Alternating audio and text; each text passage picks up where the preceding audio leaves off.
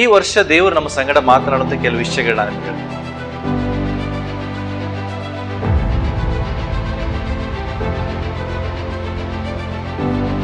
ಎಲ್ರು ಬಯಸ್ತಾರೆ ಪ್ರತಿ ಮನುಷ್ಯನು ತಮ್ಮ ಜೀವಿತದಲ್ಲಿ ಹೊಸ ವರ್ಷದಲ್ಲಿ ಏನಾದ್ರೂ ಒಂದು ಹೊಸ ಕಾರ್ಯಗಳಾಗಬೇಕು, ಹೊಸ ಆಶೀರ್ವಾದಗಳು ನಾನು ಬರಬೇಕು, ಹೊಸ ವಿಷಯಗಳನ್ನ ನೋಡ್ಬೇಕೆಂಬುದಾಗಿ.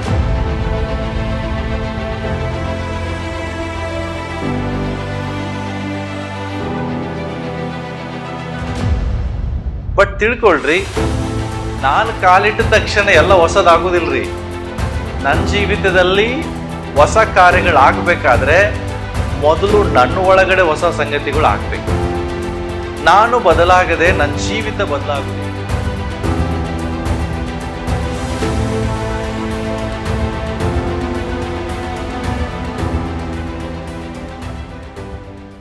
ಸೊ ಇವತ್ತಿನ ಸಂದೇಶ ಈ ರೀತಿಯಾಗಿದೆ. ಏನಂತ ಹೇಳಿದ್ರೆ, making the new year new. ಹೊಸ ವರ್ಷವನ್ನ ಹೊಸದಾಗಿ ನಾವು ಮಾಡಬೇಕು.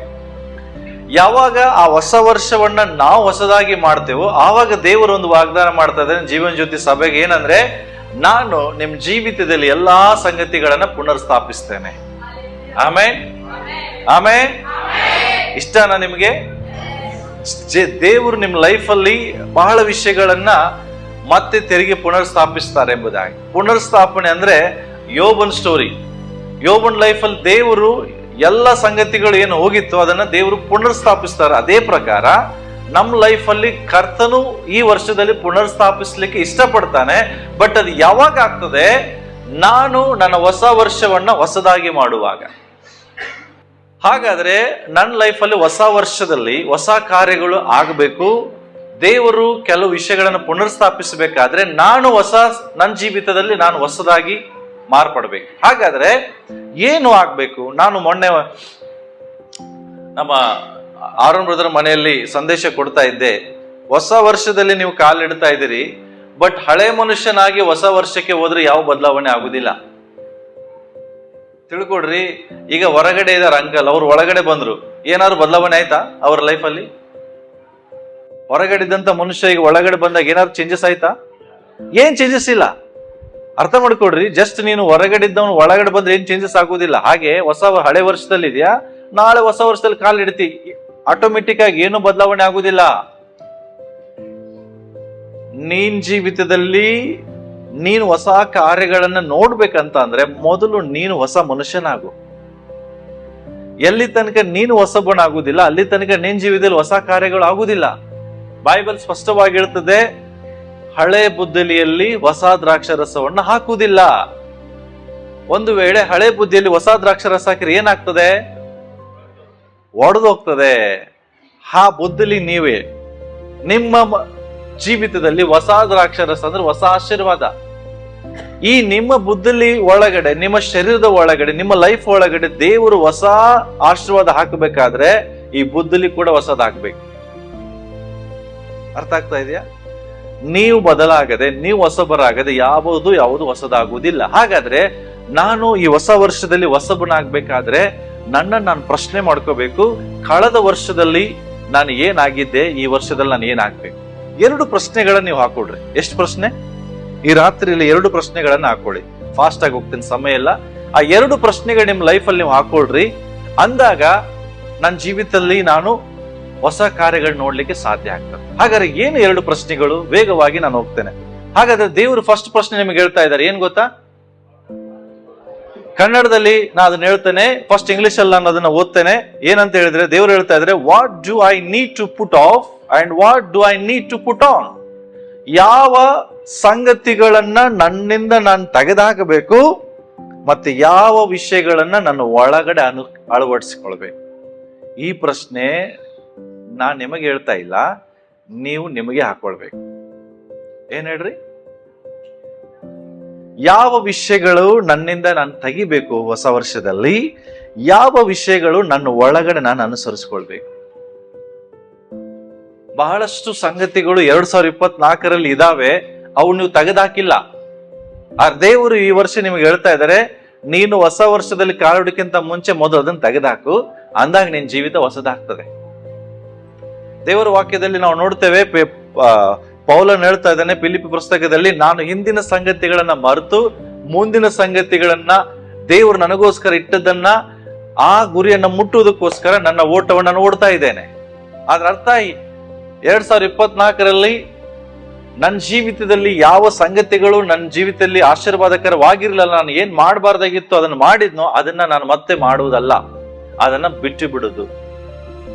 ಇಬ್ರಿಯರಿಗೆ ಬರೆದ ಪತ್ರಿಕೆ 12ನೇ ಅಧ್ಯಾಯದಲ್ಲಿ ದೇವರ ವಾಕ್ಯ ನಮಗೆ ಹೇಳ್ತಾ ಇದ್ದಾರೆ, ಇಷ್ಟು ಮಂದಿ ಸಾಕ್ಷಿಗಳು ಮೇಘೋಪಾದಿಯಲ್ಲಿ ನಮ್ಮ ಮಧ್ಯದಲ್ಲಿ ಇರುವುದರಿಂದ ನಮಗೆ ಅಭ್ಯಂತರ ಪಡಿಸುವಂತ ಎಲ್ಲಾ ಭಾರಗಳನ್ನು, ಹತ್ತಿಕೊಳ್ಳುವಂತ ಪಾಪಗಳನ್ನು ನಾವೇನ್ ಮಾಡ್ಬೇಕಂತೆ ತೆಗೆದಿಟ್ಟು ನಂಬಿಕೆಯನ್ನು ಹುಟ್ಟಿಸುವನು ಪೂರೈಸುವನಾದ ಕ್ರಿಸ್ತ ಯೇಸುವಿನ ಮೇಲೆ ದೃಷ್ಟಿ ಇಟ್ಟು ನಿಮ್ಮ ಓಟವನ್ನ ಸ್ಥಿರಚಿತ್ತಿಂದ ಓಡ್ರಿ. ಅದರ್ಥ ಏನು? ಹಾಗಾದ್ರೆ ಹೊಸ ವರ್ಷದಲ್ಲಿ ಏನು ಓಡ್ಬೇಕಾದ್ರೆ ಫಸ್ಟ್ ಮಾಡ್ಬೇಕಾದ ಕಾರ್ಯ ಏನು? ಕೆಲವು ಸಂಗತಿಗಳು ನಿನ್ನಿಂದ ತೆಗೆದು ಹಾಕಬೇಕು. ಏನು? ಅಭ್ಯಂತರ ಪಡಿಸುವಂತಹ ಕೆಲವು ಸಂಗತಿಗಳಿದಾವೆ, ನಿನ್ನನ್ನು ಡಿಸ್ಟರ್ಬ್ ಮಾಡುವಂತ ಕೆಲವು ವಿಷಯಗಳಿದಾವೆ, ಅವುಗಳು ನೀನು ತೆಗೆದಾಕ. ನೀನ್ ದೇವರ ಬಳಿಗೆ ಹೋಗ್ಬೇಕಾದ್ರೆ ನಿನ್ನನ್ನು ಸ್ವಲ್ಪ ವಿಷಯಗಳು ನಿನ್ನ ತಡೆ ಹಿಡಿತಾ ಇದ್ದಾವೆ, ಅಂತಹ ಸಂಗತಿಗಳನ್ನ ತೆಗೆದುಹಾಕು. ಹಾಗಾದ್ರೆ ನೀನ್ ದೇವರ ಸಮೀಪಕ್ಕೆ ಹೋಗುವುದಕ್ಕೆ, ದೇವರ ಬಳಿಗೆ ಹೋಗುವುದಕ್ಕೆ ನಿನ್ನನ್ನ ಯಾವ ಸಂಗತಿಗಳು ತಡೆ ಹಿಡಿತಾ ಇದ್ದಾವೆ, ಯಾವುದು ನೀನು ಒಳಗಡೆ ಡಿಸ್ಟರ್ಬ್ ಮಾಡುವಂತ ವಿಷಯಗಳಿದಾವೆ, ಅದನ್ನ ದೇವರ ಆತ್ಮನ ಹೇಳ್ತಾ ಇದ್ದಾನೆ, ಮೊದಲು ತೆಗೆದುಹಾಕು. ಎರಡನೇದು ಹೇಳ್ತಾ ಹತ್ತಿಕೊಳ್ಳುವ ಪಾಪಗಳಿದಾವೆ. ಅಂದ್ರೆ ಏನು ಹತ್ತಿಕೊಳ್ಳುವ ಪಾಪ? ಅಂದ್ರೆ ನೀನು ಬಿಡಕ್ಕೆ ಇಷ್ಟಪಟ್ಟರು ನಿನ್ನ ನಾವು ಬಿಡ್ತಾ ಇಲ್ಲ. ಬಹಳ ಜನರ ಲೈಫ್ ಅಲ್ಲಿ ಇದೆ, 2024ರಲ್ಲಿ ಎಲ್ಲವನ್ನ ಜಯಿಸಿದ್ದಾರೆ, ಯಾವುದೋ ಒಂದು ಪಾಪ ನಿಮ್ಮಿಂದ ಬಿಡಕ್ಕಾಗಿಲ್ಲ. ಹೌದಾ? ಒಪ್ಕೊಳ್ತೀರಾ? ಇಡೀ ವರ್ಷ ನೀವು ಯೇಸು ಸ್ವಾಮಿ ನಂಬಿದಾಗಿಂದ ಎಷ್ಟೋ ಪಾಪಗಳನ್ನ ಮಾಡೋದು ಬಿಟ್ಟಿದ್ದೀರಿ, ಆದ್ರೆ ಯಾವುದೋ ಒಂದು ಪಾಪ ನೀವು ಬಿಡಕ್ ಆಗ್ತಿಲ್ಲ. ಒಪ್ಕೊಳ್ತೀರಾ? ಅಂತ ವಿಧವ ದೇವ್ರ ವಾಕ್ಯ ಹೇಳ್ತದೆ, ಹತ್ತಿಕೊಳ್ಳುವಂತ ಪಾಪ ಅಂದ್ರೆ ನಿನ್ನ ಹಿಡಿದಿರುವಂತ ಪಾಪ. ದೇವ್ರ ವಾಕ್ಯ ಹೇಳ್ತದೆ, ನಿನ್ನ ಜೀವಿತದಲ್ಲಿ 2025ನೇ ವರ್ಷದಲ್ಲಿ ನಿನಗೆ ಹೊಸ ಸಂಗತಿಗಳು, ಹೊಸ ಆಶೀರ್ವಾದಗಳು ನೀನು ನೋಡ್ಬೇಕಾದ್ರೆ ದೇವರ ಆತ್ಮ ಹೇಳ್ತಾ ಇದ್ದಾನೆ, ಅಂತ ಹತ್ತಿಕೊಳ್ಳುವ ಪಾಪವನ್ನ ಈ ರಾತ್ರಿಯಲ್ಲಿ ತೆಗೆದುಹಾಕು. ಯಾವಾಗ ಈ ಕಾರ್ಯಗಳನ್ನ ನೀನ್ ಮಾಡ್ತೀಯೋ ಆಗ ನೀನ್ ಅವಾಗ ಬಯಸು, ಎಸ್ ನನ್ನ ಜೀವಿತದಲ್ಲಿ ಹೊಸ ಸಂಗತಿಗಳಾಗ್ತದೆ. ಇಲ್ಲಿ ಏನ್ ಹೇಳ್ತಾ ಇದ್ದಾರೆ? ನೀನು ಕೆಲವು ವಿಷಯಗಳನ್ನ ತೆಗೆದುಹಾಕು. ತಿಳ್ಕೊಡ್ರಿ, ನಾವೆಲ್ಲಾದ್ರೂ ನಮ್ಮ ಬೈಕ್ ಅನ್ನ, ಕಾರನ್ನ ನಾವು ಸರ್ವಿಸಿಂಗ್ ಬಿಟ್ಟಾಗ ಅವ್ರು ಏನ್ ಮಾಡ್ತಾರೆ? ಇಂಜಿನ್ ಆಯಿಲ್ ಚೇಂಜ್ ಮಾಡಂದ್ರೆ ಇಂಜಿನ್ ಆಯಿಲ್ ಹಾಕ್ರಿ ಅಂತ ಹೇಳಿದ್ರೆ ಹೊಸ ಇಂಜಿನ್ ಆಯಿಲ್ ಅನ್ನ ಒಂದೇ ಸಲ ಹಾಕೋದಿಲ್ಲ. ಹಾಕ್ತಾರ? ಏನ್ ಮಾಡ್ತಾರೆ ಅವರು? ಮೊದಲು ಹಳೆ ಇಂಜಿನ್ ಆಯಿಲ್ ಅನ್ನ ಏನ್ ಮಾಡ್ತಾರೆ? ತೆಗಿತಾರೆ. ಯಾಕೆ? ಆ ಹಳೆ ಇಂಜಿನ್ ಆಯಿಲ್ ಅಲ್ಲಿ ಇದನ್ನು ಹಾಕಿದ್ರೆ ಇದು ಕೆಟ್ಟ ಹೋಗ್ತದೆ. ಅವ್ರೇನ್ ಮಾಡ್ತಾರೆ? ಫಸ್ಟ್ ಹಳೆ ಇಂಜಿನ್ ಆಯಿಲ್ ಅನ್ನು ತೆಗೆದು ಹಾಕ್ತಾರೆ, ಹೊಸ ಇಂಜಿನ್ ಆಯಿಲ್ ಅನ್ನು ಹಾಕ್ತಾರೆ. ಅರ್ಥ ಆಯ್ತಾ? ಸೇಮ್ ಥಿಂಗ್, ಯಾವ್ದಾದ್ರು ಒಂದು ಗಾಡಿಯಲ್ಲಿ ಒಂದು ಪಾರ್ಟ್ ಕೆಟ್ಟೋದ್ರೆ ಮತ್ತೊಂದು ಪಾರ್ಟ್ ಅನ್ನು ಹಾಕುವುದಿಲ್ಲ ಒಂದೇ ಸಾರಿ. ಫಸ್ಟ್ ಏನ್ ಮಾಡ್ತಾರೆ? ಅದನ್ನ ತೆಗೆದಾಗ ಇನ್ನೊಂದು ಪಾರ್ಟ್ ಫಿಟ್ ಆಗ್ತದೆ, ಅಲ್ಲಿ ತನಕ ಫಿಟ್ ಆಗುದಿಲ್ಲ. ಅದೇ ರೀತಿಯಲ್ಲಿ ದೇವರ ವಾಕ್ಯ ಹೇಳ್ತಾ ಇದೆ, ನಿನ್ನ ಲೈಫ್ ಅಲ್ಲಿ ಆಶೀರ್ವಾದ ಬರಬೇಕಾದ್ರೆ ನಿನ್ನಲ್ಲಿರುವಂತ ಒಂದು ವಿಷಯ ಹೊರಗಡೆ ಹೋದ್ರೆ ಇನ್ನೊಂದು ವಿಷಯ ಒಳಗಡೆ ಬರ್ತದೆ. ಹೇಗೆ ಇಂಜಿನ್ ಆಯಿಲ್ ಅನ್ನು ಹಳೆ ಇಂಜಿನ್ ಆಯಿಲ್ ತೆಗೆದು ಹಾಕ್ತೇವೆ, ಹಾಗೆ ನಿನ್ನ ಲೈಫ್ ಅಲ್ಲಿ ಇರುವಂತಹ ದೇವರಿಗೆ ವಿರೋಧವಾದ ಕೆಲವು ಸಂಗತಿಗಳಿದಾವೆ, ಪಾಪಗಳಿದಾವೆ. ಅದನ್ನ ನೀನ್ ತೆಗೆದರೆ ನಿನ್ನ ಲೈಫ್ ಅಲ್ಲಿ ಆ ಜಾಗದಲ್ಲಿ ದೇವರು ಇನ್ನೊಂದು ಆಶೀರ್ವಾದವನ್ನು ಕೊಡ್ತಾನೆ. ನಾವೇನ್ ಮಾಡ್ತಾ ಇದೀವಿ ಅಂದ್ರೆ ಹಳೆ ಇಂಜಿನ್ ಆಯಿಲ್ ಇಟ್ಕೊಂಡೇವೆ, ಹೊಸ ಇಂಜಿನ್ ಆಯಿಲ್ ಹಾಕು ಅಂತ ಹೇಳ್ತಾ ಇದ್ದೇವೆ. ಯಾರಿಗೆ? ಮೆಕ್ಯಾನಿಕ್ಕಿಗೆ. ಅವನ್ ಹಾಕ್ತಾನೇನ್ರಿ? ಒಬ್ಬ ಮೆಕ್ಯಾನಿಕ್ ಹಳೆ ಇಂಜಿನ್ ಆಯಿಲ್ ಇದ್ದರಿದ್ದ ಹೊಸ ಇಂಜಿನ್ ಆಯಿಲ್ ಹಾಕುದಿಲ್ಲ. ಹಾಗಾದ್ರೆ ದೇವ್ರು ಹೊಸ ಆಶೀರ್ವಾದ ಹೆಂಗೆ ಕೊಡ್ತಾನ್ರಿ? ನನ್ನಲ್ಲಿರುವಂತ ಹಳೆ ಸ್ವಭಾವಗಳು ತೆಗೆದು ಹಾಕದೆ ಹೊಸ ಆಶೀರ್ವಾದ ಕೊಡೋದ್ ಹೆಂಗೆ ಕೊಡ್ತಾರೆ? ನಿಮಗ್ ಗೊತ್ತಿದೆ, ಯಾವುದು ನಿನ್ನನ್ನು ಬಿಡ್ತಾ ಇಲ್ಲ, ಯಾವ ಸ್ವಭಾವ ನಿನ್ನಲ್ಲಿ ಬಿಡ್ತಾ ಇಲ್ಲ. ಬಹಳಷ್ಟು ಜನರಿಗಿದಾವೆ. ದೇವ್ರ ವಾಕ್ಯ ಹೇಳ್ತೆ, ಅದನ್ನ ತೆಗೆದು ಹಾಕು, ಬೇರೆದನ್ನ ಧರಿಸಿಕೊ. ಕೆಲವು ಸಂಗತಿಗಳನ್ನ ನೀನ್ ತೆಗೆದು ಹಾಕಬೇಕು. ಏನ್ ಧರಿಸಿಕೊಳ್ಬೇಕು? ಇನ್ನೊಂದು ವಾಕ್ಯ ಬೈಬಲ್ ತೆಗೆಯೋಣ. ಎಫೆಸದವರಿಗೆ ಬರೆದ ಪತ್ರಿಕೆ 4ನೇ ಅಧ್ಯಾಯ 22ರಿಂದ 24ನೇ ವಚನ ಓದಿಕೊಳ್ಳೋಣ. The book of Ephesians chapter 4 verse 22 to 24 ಹೀಗೆ ಹೇಳ್ತದೆ, ಯೇಸುವಿನಲ್ಲಿರುವ ಸತ್ಯೋಪದೇಶವು ಯಾವುದೆಂದರೆ,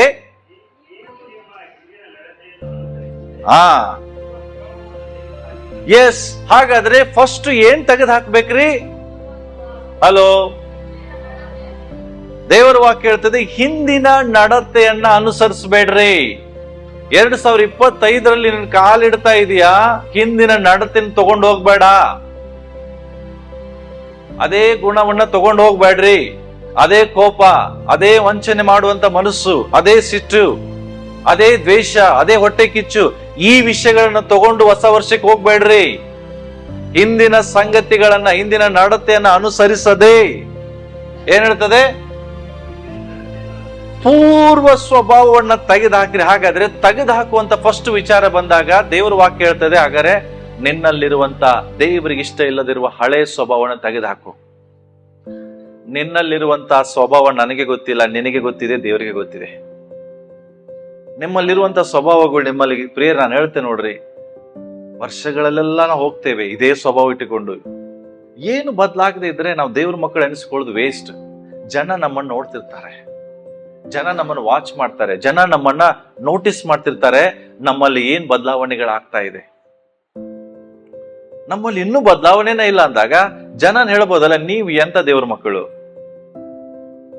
ನಮ್ಮ ಸಾಕ್ಷಿ ಏನಾಗ್ತದೆ, ಅಕ್ಕಪಕ್ಕದವ್ರು ನಮ್ಮ ಸಾಕ್ಷಿ ಹೆಂಗಿಟ್ಟಿದ್ದಾರೆ, ಇವ್ರು ಸಮಾಧಾನದ ಜನರು ಅಂತ ಹೇಳ್ತಾರ ಅಥವಾ ಕೋಪಿಷ್ಟ ಜನರು ಅಂತ ಹೇಳ್ತಾರ, ಇವರು ಮೃದು ಸ್ವಭಾವದವರಂತ ಹೇಳ್ತಾರ ಅಥವಾ ಕಠಿಣ ಮನಸ್ಸುಳ್ಳವರಂತ ಹೇಳ್ತಾರ.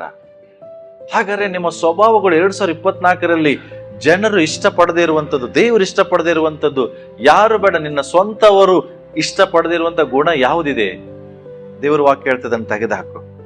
ಯಾಕೆ ಗೊತ್ತಾ, ಅದೇನಾಗಿದೆ, ಅದು ಮೋಸಕರವಾದ ದುರಾಶೆಗಳಿಂದ ಕೆಟ್ಟು ಹೋಗುವಂತದ್ದಾಗಿದೆ. ಹಲೋ, ನಿನ್ನಲ್ಲಿರುವಂತ ಅಸಹ್ಯವಾದಂತ ಕಾರ್ಯ, ಪಾಪ ಎಂಬ ಸ್ವಭಾವ, ಅದು ಮೋಸ ಮಾಡ್ತದೆ, ದುರಾಶೆಯಿಂದ ಕೂಡಿದೆ, ಇನ್ನೊಬ್ಬರನ್ನ ಕೆಡಿಸುವುದಿಲ್ಲ, ನಿನ್ನನ್ನೇ ಕೆಡಿಸ್ತದೆ. ನೀವು ಅದಕ್ಕೋಸ್ಕರ ದೇವರ ವಾಕ್ಯ ಹೇಳ್ತದೆ, ಹಾಗಾದ್ರೆ ಹಳೇ ಸ್ವಭಾವವನ್ನು ತೆಗೆದುಹಾಕ್ರಿ, ನಿಮ್ಮ ಆಂತರ್ಯದಲ್ಲಿ ಹೊಸಬರಾಗಿ ನೂತನ ಸ್ವಭಾವವನ್ನ ಧರಿಸಿಕೊಳ್ಳ್ರಿ. ಹಲ್ಲೆಲೂಯ. ಫಸ್ಟ್ ಏನ್ ಮಾಡ್ಬೇಕು, ಹಳೇ ಸ್ವಭಾವವನ್ನು ತೆಗೆದುಹಾಕ್ಬೇಕು, ಹೊಸ ಸ್ವಭಾವವನ್ನ ಧರಿಸಿಕೊಳ್ಬೇಕ. ಎಂತ ಸ್ವಭಾವ? ಆ ಸ್ವಭಾವವು ದೇವರ ಹೋಲಿಕೆಗೆ ಮೇರೆಗೆ ಸತ್ಯಕ್ಕೆ ಅನುಗುಣವಾದ ನೀತಿ ಉಳ್ಳದಾಗಿಯೂ ದೈವ ಭಕ್ತಿ ಉಳ್ಳದಾಗಿಯೂ ನಿರ್ಮಿಸಲ್ಪಟ್ಟಿದೆ. ದೇವರಿಗೆ ಹೋಲಿಕೆಯಾದ ಸ್ವಭಾವಗಳು. ಕೋಪ ಯಾರಿಗೆ ಹೋಲಿಕೆಯಾದ ಸ್ವಭಾವ? ಸಿಟ್ಟು ಯಾರಿಗೆ ಹೋಲಿಕೆಯಾದ ಸ್ವಭಾವ? ಮೋಸ ಮಾಡೋದು ಯಾರಿಗೆ ಹೋಲಿಕೆಯಾದ ಸ್ವಭಾವ? ನಿಮ್ಮಲ್ಲಿ ಇಲ್ವಾ ಅದು? ಅದನ್ನೇ ಇಟ್ಕೊಂಡು ಹೊಸ ವರ್ಷದಲ್ಲಿ ನೀವು ಹೋದ್ರೆ ಏನಾಗ್ತದೆ? ಏನು ಬದಲಾವಣೆ ಆಗುದಿಲ್ಲ. ನಾವ್ ಹಿಂಗೇ ಇರ್ತೇವ್ರಿ, ಏನು ಚೇಂಜಸ್ ಆಗುದಿಲ್ಲ. ಅದಕ್ಕಾಗಿ ಫಸ್ಟ್ ಪ್ರಶ್ನೆ ಏನು? ನಾನು ಏನನ್ನ ಧರಿಸಿಕೊಳ್ಬೇಕು, ಏನನ್ನ ಬಿಡಬೇಕು? ರೋಮಾಪುರ ಪತ್ರಿಕೆ 13ನೇ ಅಧ್ಯಾಯ 12ನೇ ವಚನ. ಬೇಗ, ಫಾಸ್ಟ್ ಆಗಿ. ಟೈಮ್ 12 ಗಂಟೆ ಆಯ್ತು. ಎಲ್ಲ ಹೊಸ ವರ್ಷ ಸೆಲೆಬ್ರೇಟ್ ಮಾಡ್ತಾ ಇದ್ದಾರೆ. ಬಟ್ ನಾವು ಸತ್ಯವನ್ನ ತಿಳ್ಕೊಂಡು ಹೊಸ ವರ್ಷಕ್ಕೆ ಸೆಲೆಬ್ರೇಟ್ ಮಾಡೋಣ. ಏನು ಏನು ಓದೋಣ. ഇരുಳು ಬಹಳ ಮಟ್ಟಿಗೆ ಕಳೆಯಿತು. ಹಾ ಹಾ ಎರಡನೇ ವಿಷಯ ಇಲ್ಲಿ ಮತ್ತೆ ದೇವರ ವಾಕ್ಯ ಹೇಳ್ತಾ ಇದೆ. ಹಾಗಾದ್ರೆ ಇನ್ನೊಂದು ಏನ್ ತೆಗೆದು ಹಾಕ್ಬೇಕ್ರಿ ನನ್ನಿಂದ? ತಿಳ್ಕೊಡ್ರಿ. ಹಳೇ ಗಲೀಜಾದ ಶರ್ಟ್ ಹಾಕೊಂಡಿರ್ತೀರಿ, ನಿಮ್ ಮನೆಯವ್ರು ಹೊಸ ಶರ್ಟ್ ತಂದು ಕೊಡ್ತಾರೆ, ಅದ್ರ ಮೇಲೆ ಹಾಕೋತೀರಾ? ಹಲೋ, ಏನ್ ಮಾಡ್ತೀರಿ? ಹಳೆ ಶರ್ಟ್ ಅನ್ನ ತೆಗೆಯದೆ ಹೊಸ ಶರ್ಟ್ ಹಾಕೋತೀರಾ? ನೀವು ಹಳೆ ಸಾರಿ ತೆಗೆದೆ ಹೊಸ ಸಾರಿ ಹಾಕೋತೀರಾ? ಇಲ್ಲ. ಯಾಕೆ ಏನ್ ಮಾಡ್ತೀರಿ? ಫಸ್ಟ್ ಹಳೆ ಶರ್ಟ್ ಅನ್ನ ತೆಗಿತೀರಿ. ಸೇಮ್ ಥಿಂಗ್ ಅಲ್ಲಿ ಹೇಳ್ತಾ ಇದೆ, ഇരുಳು ಬಹಳ ಮಟ್ಟಿಗೆ ಕಳೆಯಿತು, ಹಗಲು ಸಮೀಪವಾಯಿತು, ಕತ್ತಲೆಗೆ ಅನುಗುಣವಾದ ಕೃತ್ಯಗಳನ್ನ ತೆಗೆದುಹಾಕ್ರಿ. ಕತ್ತಲೆ ಅಂತ ಹೇಳಿದ್ರೆ ಪಾಪ, ದೇವರಿಗೆ ವಿರೋಧವಾದದ್ದು ಕತ್ತಲೆ. ದೇವರ ವಾಕ್ಯ ಹೇಳ್ತದೆ, ದೇವರು ಬೆಳಕಾಗಿದ್ದಾನೆ, ನಾವು ಸಹ ಬೆಳಕಾಗಿದ್ದೇವೆ. ನಾವು ಬೆಳಕಾಗಿದ್ದೇವಂತ ಹೇಳಿ ಕತ್ತಲೆಗೆ ಸಂಬಂಧಪಟ್ಟಂತ ಕೆಲವು ಸಂಗತಿಗಳು ನನ್ನಲ್ಲಿದ್ದರೆ ದೇವರು ಹೇಳ್ತಾರೆ, ಇದು ನನಗಿಷ್ಟ ಇಲ್ಲ. ಅದಕ್ಕಾಗಿ ಕತ್ತಲೆಗೆ ಅನುಗುಣವಾದ ಕೃತ್ಯಗಳನ್ನ ಬಿಟ್ಟು ಬೆಳಕಿಗೆ ಅನುಗುಣವಾದ ಆಯುಧಗಳನ್ನ ಧರಿಸಿಕೊಳ್ಳ್ರಿ. ಅಲ್ಲಿ ವಾಕ್ಯದಲ್ಲಿ ನಾವು ನೋಡಿದ್ವಿ ಏನಂತೆ, ಹಿಂದಿನ ನಡತೆಯನ್ನ ತೆಗೆದುಹಾಕ್ರಿ, ನೂತನ ಸ್ವಭಾವವನ್ನು ಧರಿಸಿಕೊಳ್ಳ್ರಿ. ಇಲ್ಲಿ ಹೇಳ್ತಾ ಇದೆ, ಕತ್ತಲೆಗೆ ಸಂಬಂಧಪಟ್ಟಂತ ಕೃತ್ಯಗಳನ್ನ ತೆಗೆದುಹಾಕ್ರಿ, ಬೆಳಕಿಗೆ ಸಂಬಂಧಪಟ್ಟ ಆಯುಧಗಳನ್ನ ಧರಿಸಿಕೊಳ್ಳ್ರಿ. ಬೆಳಕಿಗೆ ಸಂಬಂಧಪಟ್ಟಂತ ವಿಚಾರಗಳು, ನೀತಿಯ ಫಲಗಳು, ಸರ್ವಾಯುಧಗಳು, ಇದನ್ನ ಧರಿಸಿಕೊಳ್ಳ್ರಿ. ಎಫೆಸದವರಿಗೆ ಬರೆದ ಪತ್ರಿಕೆ 6ನೇ ಅಧ್ಯಾಯದಲ್ಲಿ ಹೇಳ್ತದೆ, ನೀವು ಸರ್ವಾಯುಧಗಳನ್ನ ಧರಿಸಿಕೊಳ್ಳ್ರಿ. ಏನ್ರಿ ಇದು? ಹೆಲ್ಮೆಟ್. ಏನ್ ಹೆಲ್ಮೆಟ್? ಶಿರಸ್ತ್ರಾಣ. ಹೌದಾ? ಏನದು? ಓಕೆ, ಕವಚ ಎದ್ರದು, ಖಡ್ಗ ಕತ್ತಿ ಎದ್ರದು, ಗುರಾಣಿ ಎದ್ರದು. ಇವೆಲ್ಲ ಬೆಳಕಿಗೆ ಸಂಬಂಧಪಟ್ಟಂತ ಸಂಗತಿಗಳು. ನೀತಿ, ನಂಬಿಕೆ, ಪ್ರಾರ್ಥನೆ, ಸುವಾರ್ತೆ, ಸೇವೆ, ಇವೆಲ್ಲ ಕತ್ತಲಿಗೆ ಸಂಬಂಧದಲ್ಲ, ಬೆಳಕಿಗೆ ಸಂಬಂಧಪಟ್ಟ ಸರ್ವಾಯುಧಗಳು. ದೇವರ ವಾಕ್ಯ ಹೇಳ್ತದೆ, ಅಂತವುಗಳನ್ನ ಏನ್ ಮಾಡ್ರಿ? ಧರಿಸಿಕೊಳ್ಳ್ರಿ. ನೆಕ್ಸ್ಟ್ ವಚನ, ಅದರಲ್ಲಿ 13ನೇ ಅಧ್ಯಾಯದಲ್ಲಿ 14ನೇ ವಚನ ಓದ್ರಿ. ಏನು ಅದರಲ್ಲಿ?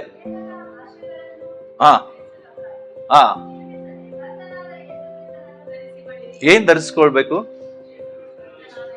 ಈ ಲಾಸ್ಟ್ಗೆ ಹೇಳ್ತದೆ, ಕರ್ತನಾದ ಯೇಸು ಕ್ರಿಸ್ತನನ್ನೇ ಧರಿಸಿಕೊಳ್ಳ್ರಿ. ಹಲ್ಲೆಲೂಯಾ. ಯೇಸು ಕ್ರಿಸ್ತನನ್ನೇ ಧರಿಸಿಕೊಳ್ಳ್ರಿ. ಫಸ್ಟ್ ಪ್ರಶ್ನೆ ಏನ್ ಕೇಳ್ಬೇಕು?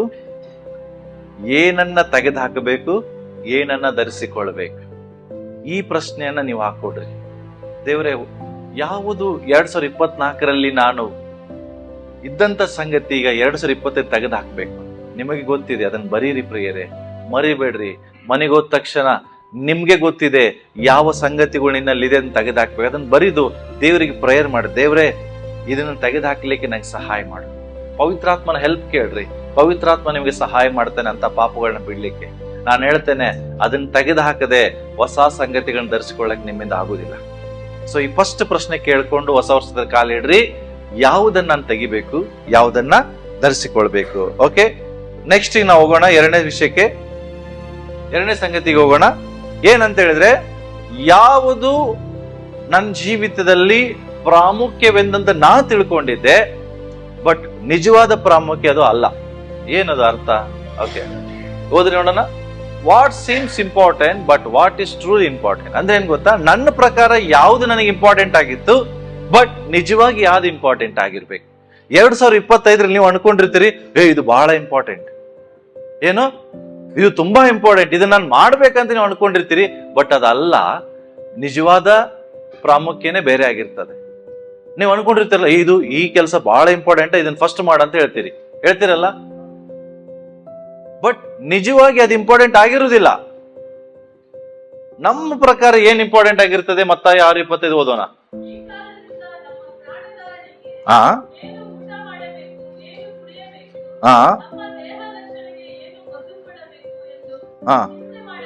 ಚಿಂತೆ ಮಾಡಬೇಡ್ರಿ. ಓಕೆ, ತಿಳ್ಕೊಡ್ರಿ. ನೆಕ್ಸ್ಟ್ ಹೇಳ್ತದೆ, ಊಟಕ್ಕಿಂತ ಪ್ರಾಣವು, ಉಡುಪಿಗಿಂತ ದೇಹವು ಮೇಲಾಗಿದೆಯಲ್ಲವೇ? ಅಂದ್ರೆ ದೇವರ ವಾಕ್ಯಲ್ಲಿ ನಮಗೆ ಸ್ಪಷ್ಟವಾಗಿ ಹೇಳ್ತಾ ಯೇಸುಸ್ವಾಮಿ ಏನ್ ಹೇಳ್ತಾ ಇದ್ದಾರೆ ಅಂದ್ರೆ, ನಿನ್ನ ಪ್ರಕಾರ ಊಟ ಇಂಪಾರ್ಟೆಂಟ್, ಬಟ್ ದೇವರ ಪ್ರಕಾರ ಊಟ ಅಲ್ಲ, ನಿನ್ನ ಪ್ರಾಣ ಇಂಪಾರ್ಟೆಂಟ್. ನಿನ್ನ ಪ್ರಕಾರ ಬಟ್ಟೆ ಇಂಪಾರ್ಟೆಂಟ್, ಬಟ್ ದೇವರ ಪ್ರಕಾರ ಬಟ್ಟೆಗಿಂತ ನಿನ್ನ ಶರೀರ ಇಂಪಾರ್ಟೆಂಟ್. ಏನ್ ದೇವರು ಹೇಳ್ತಾ ಇದ್ದಾರೆ ಅಂದ್ರೆ, ಮನುಷ್ಯ ಇಂಪಾರ್ಟೆನ್ಸ್ ಕೊಡುದು ಬರೇ ಊಟಕ್ಕೆ, ಹೊಟ್ಟೆಗೆ. ದೇವ್ರಿಗೆ ನಿನ್ನ ಹೊಟ್ಟೆ, ನಿನ್ನ ಊಟ, ಅದ್ರ ಬಗ್ಗೆ ಜಾಸ್ತಿ ಚಿಂತೆ ಇಲ್ಲ. ದೇವ್ರಿಗೆ ಚಿಂತೆ ಇರೋದು ನಿನ್ನ ಪ್ರಾಣ.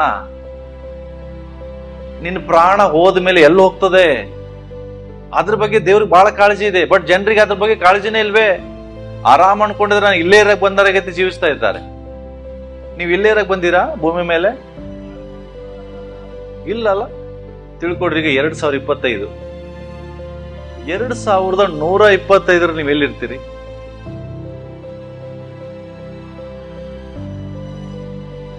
ಇದು 2025.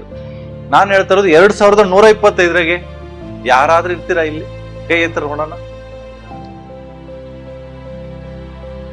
ಇನ್ನೊಂದು 100 ವರ್ಷ ಸಾಧ್ಯನೇ ಇಲ್ಲ. ಯಾಕೆ? ದೇವರ ವಾಕ್ಯ 120 ಲಾಸ್ಟ್ ಅಲ್ಲ. ಈಗಾಗಲೇ ನಮ್ದು 50 ಕಾಟ ಕೆಲವ್ರು ದಾಟಿದೆ, ಕೆಲವ್ರದ್ದು 60 ದಾಟಿದೆ, ಕೆಲವ್ರದ್ದು 70 ದಾಟಿದೆ, ಕೆಲವ್ರು 30 ದಾಟಿದೆ. 2125 ನಮ್ಮ ಹೆಸರು ಸಹ ಹೇಳುದಿಲ್ಲ ಜನ, ಗೊತ್ತಾ ನಿಮಗೆ? ಯಾಕೆಂದ್ರೆ ಅವಾಗ ನಮ್ಮ ಮಕ್ಕಳ ಜನರೇಷನ್ ಇರುವುದಿಲ್ಲ, ಅವ್ರ ಮೊಮ್ಮಕ್ಕಳ ಜನರೇಷನ್ ಇರ್ತದೆ. ಅರ್ಥ ಆಗ್ತದೆ? 2125 ನಮ್ಮ ಮಕ್ಕಳ ಜನರೇಷನ್ ಅಲ್ರಿ, ಅವರ ಮೊಮ್ಮಕ್ಕಳು ಜನರೇಷನ್ ಇರ್ತದೆ. ಅವಾಗ ನೀವ್ ಯಾವ ಕಾಲದವ್ರಿಗೆ ಇರ್ತೀರಿ ಗೊತ್ತಾ? ಮುತ್ತಾಜ ಅಂತ ಇರ್ತಾರಲ್ಲ, ಅಂತವ್ರು ನೀವು. ನಿಮ್ಮ ಹೆಸರು ನೆನ್ಪಿಟ್ಟಿರ್ತಾರೆ ಯಾರಾದ್ರು?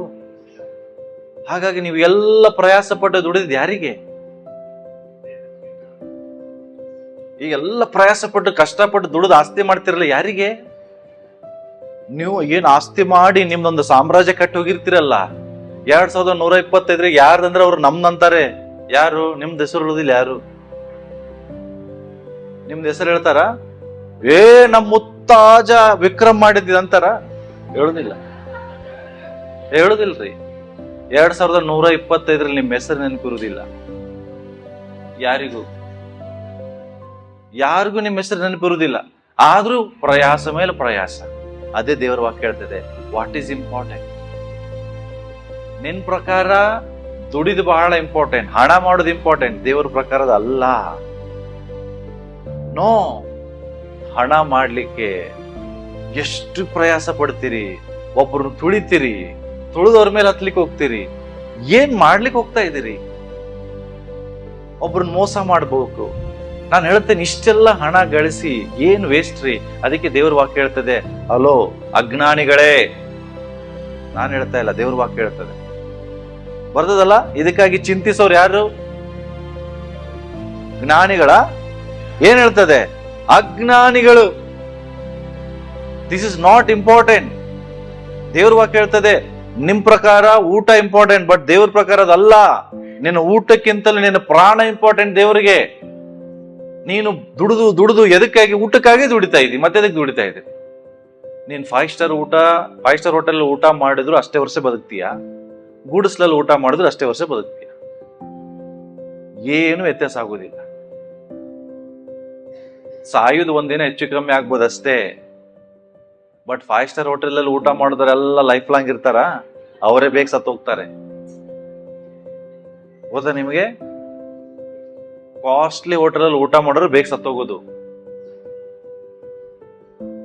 ನಾನ್ ಯಾಕೆ ಇದು ಹೇಳ್ತಾ ಇದ್ದೇನೆ ಅಂದ್ರೆ, ನಿಮ್ ಪ್ರಕಾರ ಊಟ ಬಹಳ ಇಂಪಾರ್ಟೆಂಟ್ ಅಲ್ಲ ನಿಮಗೆ? ದೇವ್ರು ಹೇಳ್ತದೆ ಅದ ಇಂಪಾರ್ಟೆಂಟ್ ಅಲ್ಲ. ನೆಕ್ಸ್ಟ್ ಏನ್ ಹೇಳ್ತದೆ? ಬಟ್ಟೆ. ನೋ, ಅಂದ್ರೆ ನಾನು ಏನ್ ಹೇಳ್ತಾ ಇದ್ದೇನೆ ಅಂದ್ರೆ, ದೇವ್ರು ಹೇಳ್ತಾ ಇದ್ರೆ ನಮ್ಮ ಪ್ರಕಾರ ಲೋಕದಲ್ಲಿರುವುದೆಲ್ಲ ಇಂಪಾರ್ಟೆಂಟ್. ಅದಕ್ಕೋಸ್ಕರ ಪ್ರಯಾಸ ಪಡ್ತೀರಿ. 10 ಗಂಟೆ ಅನ್ನೊಳಗಡೆ ಆಫೀಸಲ್ಲಿ ಇರ್ತೀರಿ, 8 ಗಂಟೆ ಅನ್ನೊಳಗಡೆ ಅಂಗಡಿಯಲ್ಲಿ ಇರ್ತೀರಿ, 9 ಗಂಟೆ ಅನ್ನೊಳಗೆ ಅಂಗಡಿಯಲ್ಲಿ ಇರ್ತೀರಿ. ಅಷ್ಟು ಇಂಪಾರ್ಟೆಂಟ್ ಅದು.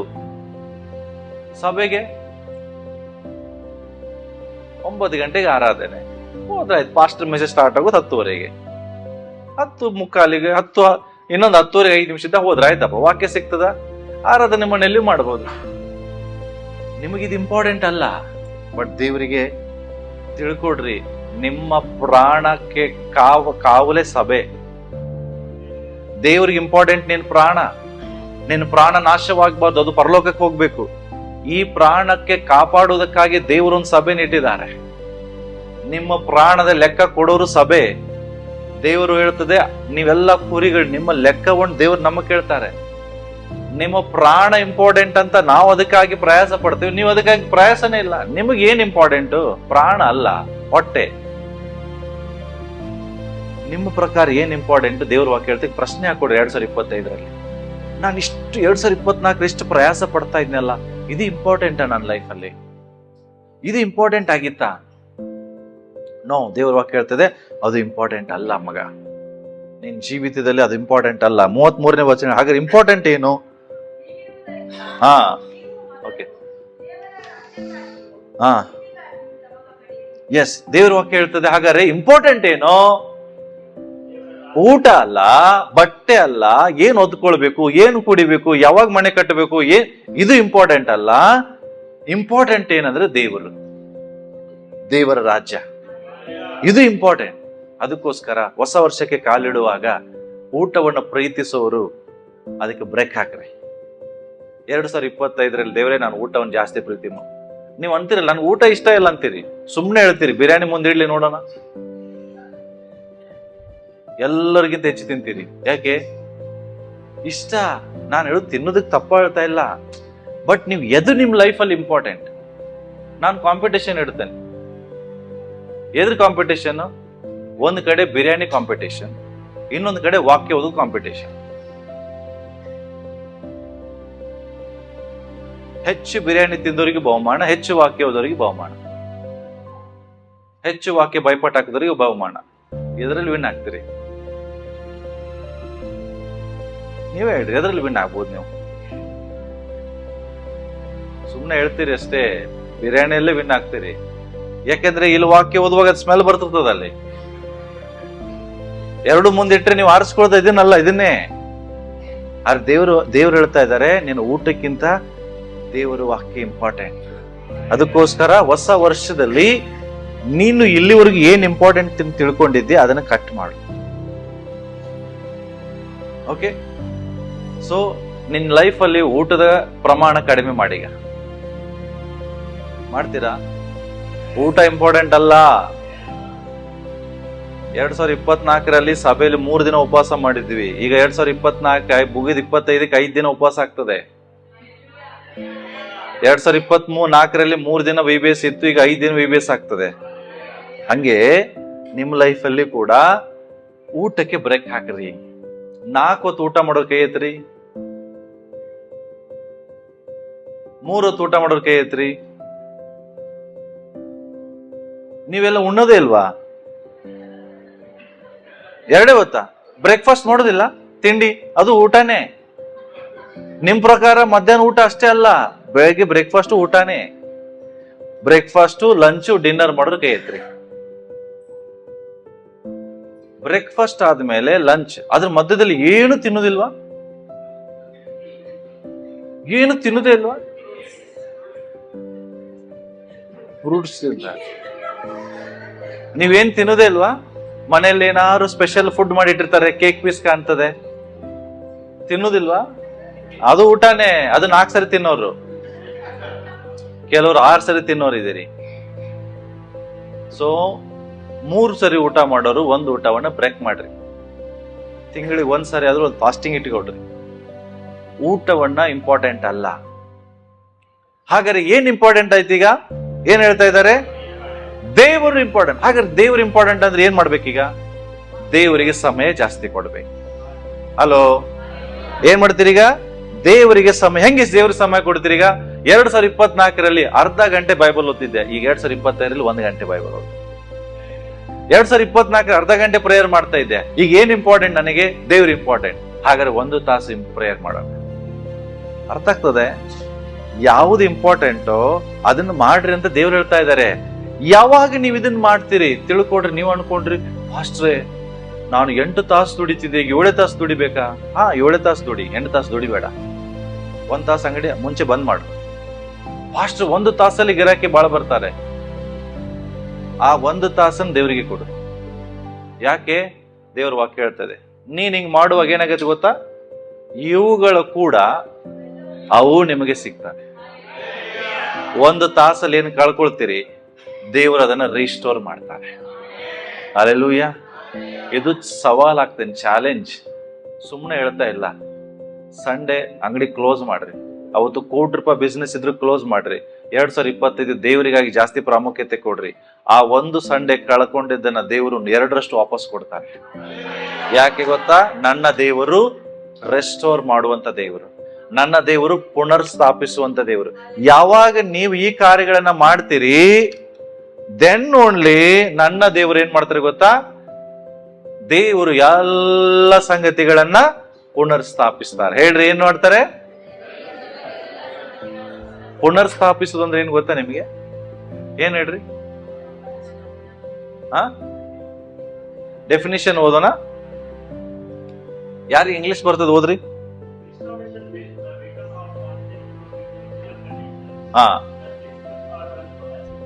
See, restoration means taking a broken or destroyed mass and making it beautiful and useful. ಯಾವುದು ಮುರಿಯಲ್ಪಟ್ಟಿದೆ, ನಾಶವಾಗಿದೆಯೋ ಅದನ್ನೇ ಮತ್ತೆ ಸುಂದರವಾಗಿಯೂ ಅಷ್ಟೇ ಅಲ್ಲ ಉಪಯುಕ್ತವಾಗಿಯೂ ಮಾಡುವುದಕ್ಕೆ ಪುನರ್ಸ್ಥಾಪನೆ ಅಂತ ಕರೀತಾರೆ. ಹಲ್ಲೆಲೂಯಾ. ತಿಳ್ಕೊಳ್ರಿ, our God is a restorer. ಅಂದ್ರೆ ನನ್ನ ದೇವರು ಪುನರ್ಸ್ಥಾಪಿಸುವ ದೇವರು. Our God is not a painter.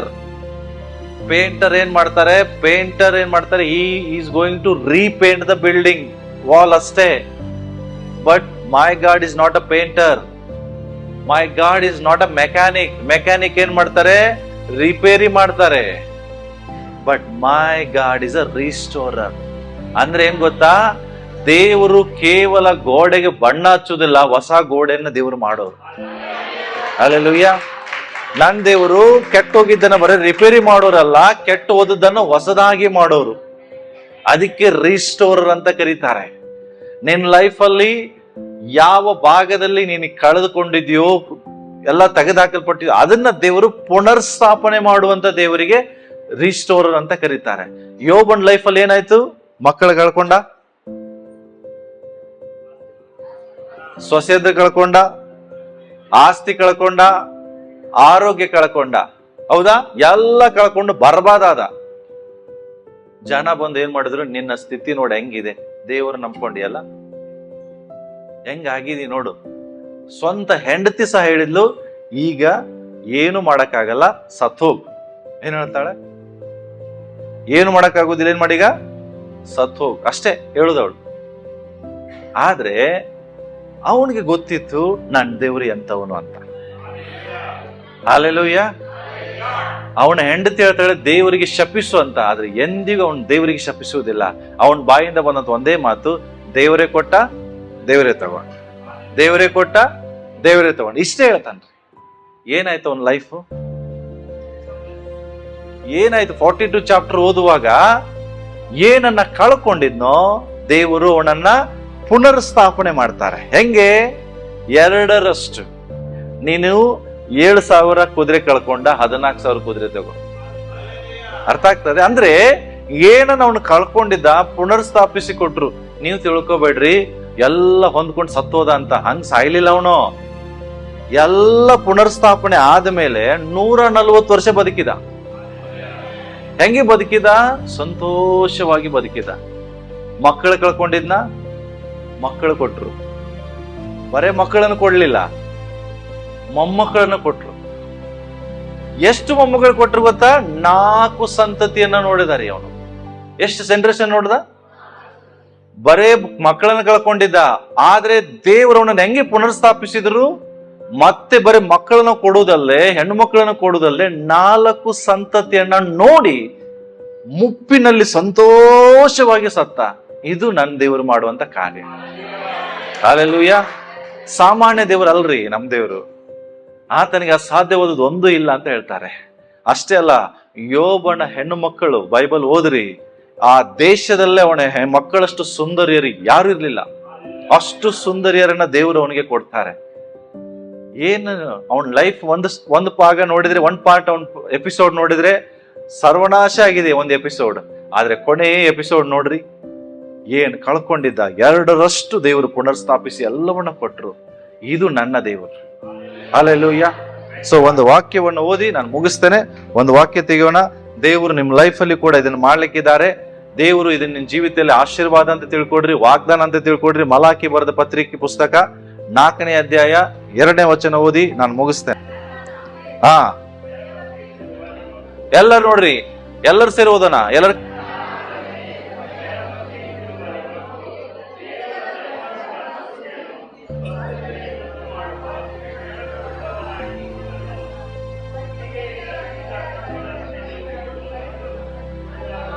S. Hallelujah, hallelujah. ಏನ್ ಹೇಳ್ತಾ ಇದ್ದಾರೆ? ದೇವರ ವಾಕ್ಯ ಹೇಳ್ತದೆ, ದೇವರ ಹೆಸರಿನಲ್ಲಿ ನಂಬಿಕೆ ಇಟ್ಟು ದೇವರ ವಿಷಯದಲ್ಲಿ ಭಯಭಕ್ತಿ ಇಟ್ಟಿರುವಂತ ನಿಮಗೆ ದೇವರ ಧರ್ಮವೆಂಬ ಸೂರ್ಯನು ಸ್ವಸ್ಥತೆಯನ್ನು ಉಂಟು ಮಾಡುವ ಕಿರಣವುಳ್ಳವನಾಗಿ ನಿಮ್ಮ ಮೇಲೆ ಮೂಡುವನು. ಕೊಟ್ಟಿಗೆಯಿಂದ ಬಿಟ್ಟ ಕರುಗಳಂತೆ ನೀವು ಸಹ ಹೊರಟು ಬಂದು ಕುಣಿದಾಡುವಿರಿ. ಹಲ್ಲೆಲೂಯಾ. ಫಸ್ಟಿಗೆ ಹೇಳಿದ 2 ಕಾರ್ಯ ನೀವು ಮಾಡಿದ್ರೆ 2025ರಲ್ಲಿ ದೇವರು ನಿಮ್ಮನ್ನ ಕುಣಿಯುವ ಹಾಗೆ ಮಾಡ್ತಾರೆ. ನೋಡ್ರಿ, ಕರು, ಚಿಕ್ಕ ಕರು, ಅದನ್ನ ಕಟ್ಟಿರ್ತೀರಿ, ಬಿಟ್ಟಾಗ ಹೆಂಗ್ ಕುಣಿತದೆ? ಸಂತೋಷದಿಂದ ಕುಣಿತದೆ. ಹೌದಾ? ಉಲ್ಲಾಸದಿಂದ ಕುಣಿತದೆ. ಹಾಗೆ ದೇವರು ನಿಮ್ಮನ್ನ ಕುಣಿಯುವ ಹಾಗೆ ಮಾಡ್ತಾರೆ. ಹೆಂಗೆ? ಸ್ವಸ್ಥತೆ ಎಂಬ ಆರೋಗ್ಯದ ಕಿರಣಗಳನ್ನ. ಓಕೆ, ಸ್ವಸ್ಥತೆ ಅಷ್ಟೇ ಅಲ್ಲ, ನಿಮಗೆ ಬೇಕಾದ ಸಮೃದ್ಧಿ ಎಂಬ ಕಿರಣಗಳನ್ನು ಸಹ ದೇವರು ನಿಮಗೆ ಕೊಡ್ತಾರೆ. ಬಟ್ ಯಾವಾಗ ಹಳೆ ಮನುಷ್ಯನಾಗಿ ಹೋದಾಗ ಅಲ್ಲ. ನಾನು ಬೇಕಾದ್ರೆ ಚಾಲೆಂಜ್ ಕೊಡ್ತೇನೆ, ನೀನು ಹೊಸ ವ್ಯಕ್ತಿ ಆಗು. ದೇವರು ಈ ವಾಕ್ಯ ನಿನ್ನ ಜೀವಿತದಲ್ಲಿ ಆಶೀರ್ವದಿಸ್ತಾನೆ. ದೇವರು ಎಂದಿಗೂ ಸುಳ್ಳು ಆಡೋದಿಲ್ಲ. ದೇವರು ನಂಬಿಗಸ್ತನಾಗಿದ್ದ. ಯಾಕೆ ಗೊತ್ತಾ? ದೇವರು ಏನು ವಾಗ್ದಾನ ಮಾಡ್ತಾನೋ ಅದು ನಿಶ್ಚಯವಾಗಿ ಆತನಲ್ಲಿ ನೆರವೇರ್ತದೆ. 2 ಕೊರಿಂಥದವರಿಗೆ ಬರೆದ ಪತ್ರಿಕೆ, ಅದನ್ನು ಓದಿ, ನಿಮಗೆ ವಾಗ್ದಾನ ಕಾರ್ಡ್ ಕೊಡ್ತೇನೆ ನಾನು. 2 ಕೊರಿಂಥದವರಿಗೆ ಬರೆದ ಪುಸ್ತಕ ತೆಗಿರಿ, 1ನೇ ಅಧ್ಯಾಯ 20ನೇ ವಚನ ಓದೋಣ. ನಿಶ್ಚಯವಾಗಿ ದೇವರ ವಾಗ್ದಾನಗಳು ಎಷ್ಟಿದ್ದರೂ ಕ್ರಿಸ್ತನಲ್ಲೇ ದೃಢವಾಗುತ್ತವೆ. ಆದ ಕಾರಣ ದೇವರ ಪ್ರಭಾವವು ಪ್ರಕಾಶಿಸೋದಕ್ಕೋಸ್ಕರ ಆತನ ಮೂಲಕವಾಗಿ ನಾವು ಆಮೇನ್ ಎಂದು ಹೇಳುತ್ತೇವೆ. ಆಮೇನ್. ನಿಶ್ಚಯವಾಗಿ ದೇವರ ವಾಗ್ದಾನಗಳು ಎಷ್ಟೇ ಇದ್ರೂ ಕ್ರಿಸ್ತನಲ್ಲಿ ಅವು ದೃಢವಾಗಿದೆ. ನಿಮ್ಮ ಜೀವಿತದಲ್ಲಿ ಅವು ನೆರವೇರ್ತವೆ. ಆಮೇನ್. ಸೊ ದೇವರು ನಿಮಗೆ ವಾಗ್ದಾನ ಮಾಡಿದ್ದಾರೆ, 2025ರಲ್ಲಿ ನಿನ್ನ ಮೇಲೆ ಸ್ವಸ್ಥತೆ ಎಂಬ ಕಿರಣಗಳನ್ನು ನಾನು ಬಿಡುಗಡೆ ಮಾಡಿ ಎಲ್ಲಾ ಸಂಗತಿಗಳನ್ನು ಪುನರ್ಸ್ಥಾಪಿಸ್ತೇನೆ. ಸೊ ನೀವು ನಂಬಿಕೊಂಡು ನೀವು ಬದಲಾದ್ರೆ ದೇವರ ವಾಗ್ದಾನಗಳು ನಿಮ್ಮ ಜೀವಿತದಲ್ಲಿ ನೆರವೇರಿಸ್ತಾನೆ. ಎದ್ದು ನಿಂತ್ಕೊಂಡು ನಾವು ಪ್ರಾರ್ಥನೆ ಮಾಡೋಣ. ಎಲ್ಲರೂ ಎದ್ದು ನಿಂತ್ಕೊಳ್ಳೋಣ.